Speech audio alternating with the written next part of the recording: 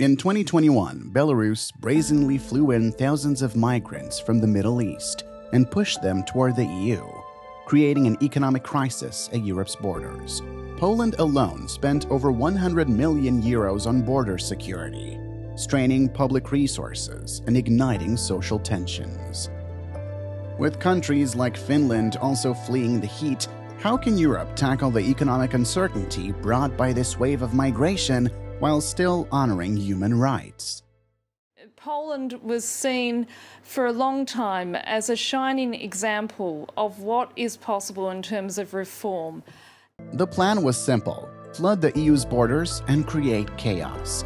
This all began after the EU slapped Belarus with sanctions for a host of human rights abuses, including the rigging on a presidential election and the subsequent crackdown on protesters.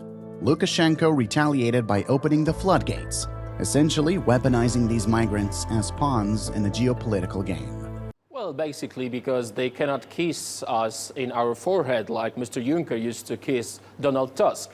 They cannot clap us on the shoulder and saying you're good. They cannot really do the Nord Stream 2 with Russia without our comments. They cannot make businesses as they used to do. Now in Poland we have the lowest unemployment in history. The impact on European countries, especially those on the front line like Poland, Lithuania, and Latvia, was immediate and severe. These nations, already grappling with their economic challenges, suddenly faced an overwhelming influx of migrants.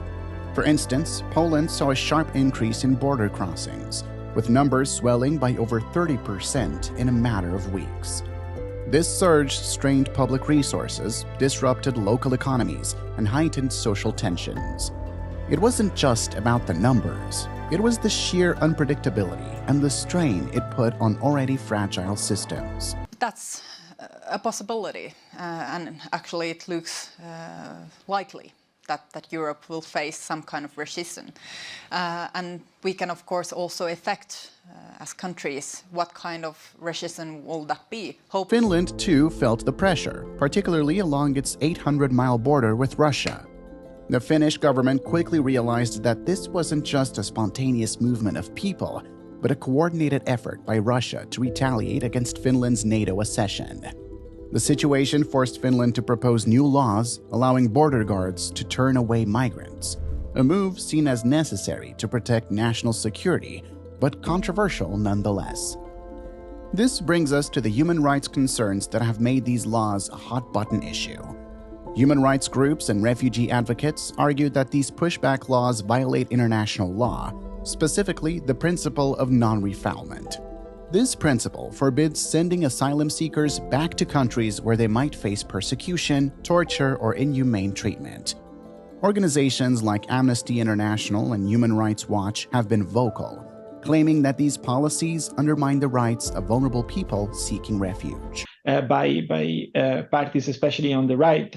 And so just the fact that migration is on the political agenda, that the images of irregular arrivals are constantly broadcast by televisions across Europe is putting the agenda pushed by these parties much more. However, despite these concerns, many European countries are standing firm. The argument here is that the economic and social costs of unchecked migration are simply too high. For instance, in Poland, the cost of accommodating migrants has soared, with estimates suggesting that the country spent over 100 million euros in 2021 alone on border security and related expenses. The story is similar in Lithuania and Latvia, where the sudden influx of migrants has disrupted local economies, led to shortages of essential services, and heightened unemployment rates among locals. Funding for a charity-run rescue boat in the Mediterranean. But migration is also at the heart of German politics once again. The country's received around... Moreover, the broader economic impact can't be ignored. In Finland, the government has reported that the migrant crisis has contributed to economic instability, with increased spending on border security and social services. This, in turn, has put a strain on the country's budget, diverting funds from critical areas like healthcare and education. The situation is exacerbated by the fact that many of these migrants are not easily integrated into the local workforce, leading to concerns about long-term welfare dependency and social unrest. Russia threatening to retaliate after Finland's move to join NATO after decades of neutrality. It's an historic development and a major blow to Vladimir Putin. Ian Panel's on the scene in Ukraine. Good morning, Ian. In response to a sudden influx of migrants, largely seen as a result of Russia's retaliatory actions against Finland's NATO membership, the Finnish government passed a new law allowing border guards to turn away migrants at the border. This law is a temporary measure set to last for 1 year, but it gives authorities significant leeway to refuse entry of migrants, with only a few exceptions, like children and those with disabilities. The public and political response within Finland has been overwhelmingly supportive. The law passed with a staggering 167 votes in favor and only 31 against in the Finnish parliament. Many Finns see this as a necessary step to protect their country's security and economy. After all, the sudden arrival of large numbers of migrants can strain public services, lead to higher costs for border security, and create social tensions. In fact, it's estimated that handling this crisis could cost Finland millions, diverting funds from essential services like healthcare and education. Land invasion, it hasn't just stalled, it's definitely going in reverse as we get this major news, as you say, that NATO could be set to expand for the first time in years. However, not everyone is on board. Left-wing and Green politicians, along with various human rights groups, have been vocal in their criticism. They argue that this law violates Finland's international obligations, particularly concerning the principle of non-refoulement, which forbids sending asylum seekers back to countries where they may face harm. Left Alliance leader Lee Anderson called it a deportation law and lamented its passage as a sad day for Finland's rule of law and human rights. The international reaction has been mixed but revealing. While some EU countries, particularly those in the Baltic region, have expressed support, seeing Finland's approach as a potential model for their own border security measures, the European Commission's response has been more cautious. They acknowledge the need for member states to protect their borders, but remind them of their international obligations. The broader implications for EU migration policy are significant. This law could set a precedent, encouraging other countries to adopt similar measures, which could lead to a more fortified and less welcoming Europe. Imagine a small town suddenly getting thousands of new residents overnight.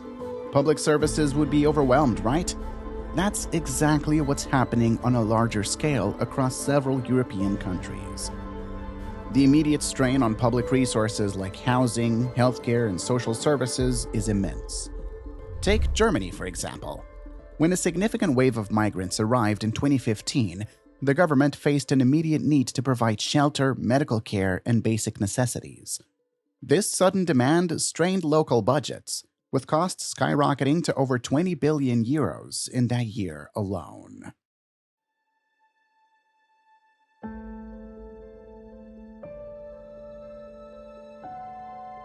In the short term, these costs can be staggering.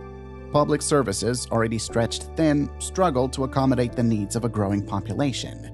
In Italy, the influx of migrants has led to overcrowded shelters and stretched healthcare systems, forcing the government to allocate more funds just to keep things running smoothly.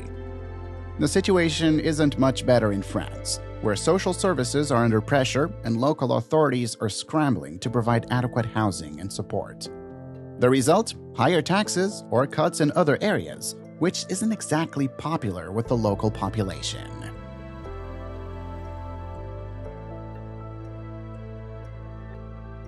But it's not just the immediate costs that are concerning. There are long-term economic considerations as well. One major issue is the impact on the labor market. While some argue that migrants can help fill labor shortages, especially in low-skilled jobs, the reality is often more complex.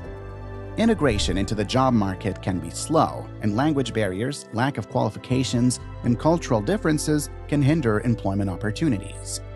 In Germany, for instance, it was found that only 50% of the migrants who arrived in 2015 had found employment by 2020. This slow integration means that many migrants rely on social welfare systems for longer periods, increasing the burden on the economy. Then are the integration costs. Education and training programs are necessary to help migrants adapt and become productive members of society. But these programs are expensive. Germany alone has spent billions on language courses and job training for migrants. And even with these efforts, there's no guarantee of success, as not all migrants are able or willing to integrate fully into the host society. This lack of integration can lead to social tensions and ghettos, further straining social cohesion and public resources. Demographic changes are another significant factor. While some argue that migrants can help counteract the aging population in Europe, the reality is, again, more nuanced. Many migrants are young men, which can lead to an imbalance in the demographic makeup of the population. This imbalance can have various social implications, including increased competition for jobs, housing, and social services, which can further strain public resources and create tensions with the local population. French police caught them trying to pick up more passengers and popped their dinghy. When we speak to him, he's about to try again. In Germany, the large influx of migrants in 2015-2016 was a wake-up call. The country's generous welfare system came under immense pressure, with costs related to housing, healthcare, and integration programs soaring. The economic impact was significant, leading to debates about the sustainability of the welfare system and the need for stricter immigration controls. In France, the situation has been similarly challenging. The government has faced criticism for its handling of migrant camps, where living conditions have often been dire. The economic costs, combined with social tensions, have fueled anti-immigrant sentiment and political polarization. Italy, on the other hand, has struggled with both the economic and logistical challenges of being a primary entry point for migrants crossing the Mediterranean. The country's infrastructure is not equipped to handle the large numbers, leading to overcrowded reception centers and inadequate facilities. The economic burden has been enormous, with the government spending millions on emergency relief and support services. This situation has also led to the rise in anti-immigrant rhetoric and a surge in support for populist parties. A better place to live. If the deportation doesn't stop in Germany, all the refugees in Germany will cross the border to the UK. So, you know how the UK came up with a Rwanda bill to handle illegal immigration? It's this bold plan to send asylum seekers to Rwanda instead of processing them in the UK, aiming to deter risky crossings like those across the English Channel. Italy, facing a similar challenge with migrants crossing the Mediterranean, has struck a deal with Albania. Instead of sending migrants to their home countries, Italy plans to process them in Albania, much like the UK's approach. While the UK locals are in support of this, the people have become increasingly frustrated with the current situation of their country and have come to the streets to protest against immigrants. Italy's deal might offer a solution as well, easing pressure on its asylum system and stabilizing local economies. But it'll be interesting to see how this unfolds, especially with the protests in the UK showing how shaky these solutions can be. So, what are your thoughts on this? Let us know in the comments section below. Should we dive deeper into this matter and get into the newest updates about the new Pact of 10 laws to help countries like Italy and other European areas deal with migrant issues? The expected rollout date is in June of 2026, and there's news that the outcome of this will be more aggressive than the current situation. To find out more, stay tuned.